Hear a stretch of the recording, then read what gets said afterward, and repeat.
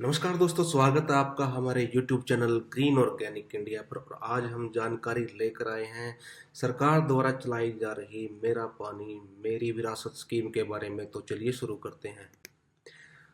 मेरा पानी मेरी विरासत स्कीम क्या है?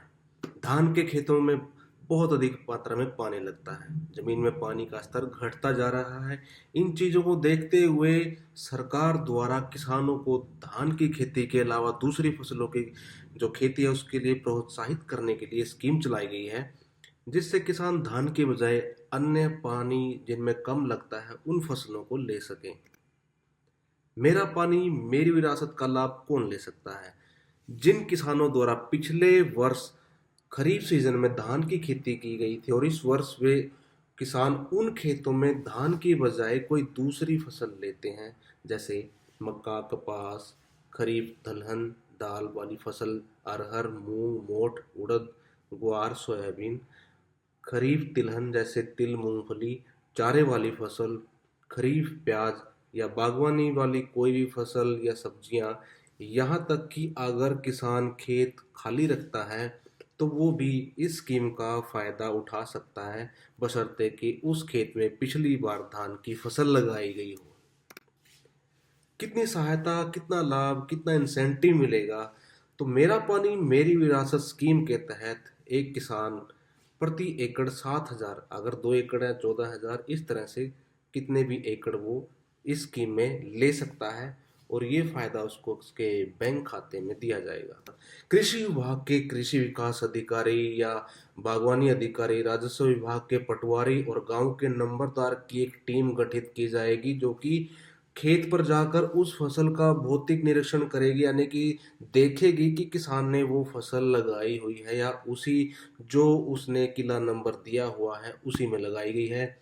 और यह जांच 15 अगस्त के बाद की जाएगी। इसके बाद मेरी फसल मेरा बेरा पोर्टल पर भी जांच की जाएगी कि उस किसान द्वारा जो विवरण है वो सही भरा गया है या नहीं। उसके बाद उसको पैसे दिए जाएंगे। क्या जिन किसानों ने पिछले वर्ष लाभ लिया था इस वर्ष भी वो लाभ ले सकते हैं इस स्कीम का? तो हाँ, जिन किसानों द्वारा मेरा पानी मेरी विरासत स्कीम के तहत लाभ लिया गया था वे किसान इस वर्ष भी स्कीम का लाभ ले सकते हैं। कोई फसल ना लेने पर भी पैसे मिलेंगे।